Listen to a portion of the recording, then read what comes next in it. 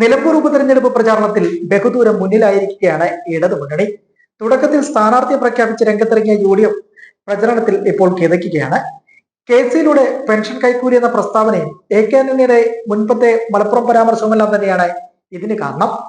പലയിടങ്ങളിലും UDF സ്ഥാനാർത്ഥി ആര്യാടൻ ഷൗക്കത്തിനൊപ്പം മണ്ഡലത്തിലെ പ്രചരണത്തിന് നാമമാത്രമായ പ്രവർത്തകരെ മാത്രമാണ് ഇപ്പോൾ കാണാൻ കഴിയുന്നത്. ഷൗക്കത്തിന് ആളുകളുമായി സംസാരിക്കാൻ തന്നെ മടിയാണെന്നാണ് പ്രവർത്തകർക്കിടയിൽ തന്നെയുള്ള സംസാരം. BJPയെ കുറിച്ച് ഒരു വിമർശനം പോലും നടത്താതെയുള്ള ഷൗക്കത്തിന്റെ പ്രവർത്തനങ്ങളിൽ ഇപ്പോഴും നേതാക്കൾ അതൃപ്തരായി തന്നെ തുടരുന്നു. PV അൻവറിനെ കുറിച്ച് പോലും ഒരു പരാമർശവും ഷൗക്കത്തിന്റെ ഭാഗത്തുനിന്ന് ഉണ്ടാകുന്നില്ല എന്ന പരാതിയും സംസ്ഥാന നേതാക്കളുടെ കാതിലേക്ക് എത്തിക്കഴിഞ്ഞു. ഇത് UDF ക്യാമ്പിന് നന്നേ ക്ഷീണമുണ്ടാക്കുമെന്നും പ്രവർത്തകർ നേതാക്കളെ അറിയിച്ചു കഴിഞ്ഞിരിക്കുന്നു. എന്നാൽ പ്രചരണം ശക്തമാക്കാനൊരുങ്ങി ഇപ്പോഴും മുന്നോട്ട് പോകുകയാണ് LDF. LDF സ്ഥാനാർത്ഥി M സ്വരാജിന് വോട്ടഭ്യർത്ഥിച്ച് മുഖ്യമന്ത്രി പിണറായി വിജയൻ സഖാവ് മണ്ഡലത്തിൽ വിവിധ റാലികളിൽ പങ്കെടുക്കും. ജൂൺ 13 മുതലുള്ള 3 ദിവസങ്ങളിലായി 7 പഞ്ചായത്തുകളിൽ നടക്കുന്ന യോഗങ്ങളിലാണ് മുഖ്യമന്ത്രി പങ്കെടുക്കുന്നത്. 13 വൈകുന്നേരം 4 മണിക്ക് ചുങ്കത്തറയിലാണ് ആദ്യ യോഗം.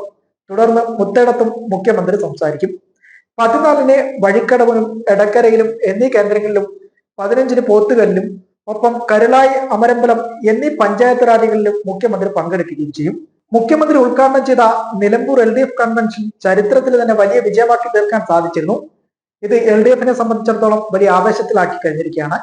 കഴിഞ്ഞ 9 വർഷക്കാലം LDF സർക്കാർ സംസ്ഥാനത്തും നിലമ്പൂർ മണ്ഡലത്തിൽ നടത്തിയ വികസന പ്രവർത്തനങ്ങൾ പറഞ്ഞു തന്നെയായിരുന്നു മുഖ്യമന്ത്രി കൺവെൻഷനിൽ സംസാരിച്ചിരുന്നില്ല. തുടർന്ന് നടന്ന LDFന്റെ പൊതുയോഗങ്ങളിലും വികസനങ്ങൾ തന്നെയായിരുന്നു ചർച്ചയായത്. മുഖ്യമന്ത്രി വീണ്ടും നിലമ്പൂരിലെത്തുന്നതോടെ LDFന്റെ പ്രചരണം ആവേശത്തിലാകും. രാഷ്ട്രീയ കേരളത്തിന്റെ നിലമ്പൂർ കാതലാണ് സഖാവ് M സ്വരാജ് എന്ന പോസ്റ്റ് മന്ത്രി വീണ ജോർജ് അടക്കമുള്ളവർ ഇപ്പോൾ സാമൂഹ്യ മാധ്യമങ്ങളിൽ പങ്കുവച്ചു കഴിഞ്ഞിരിക്കുന്നു.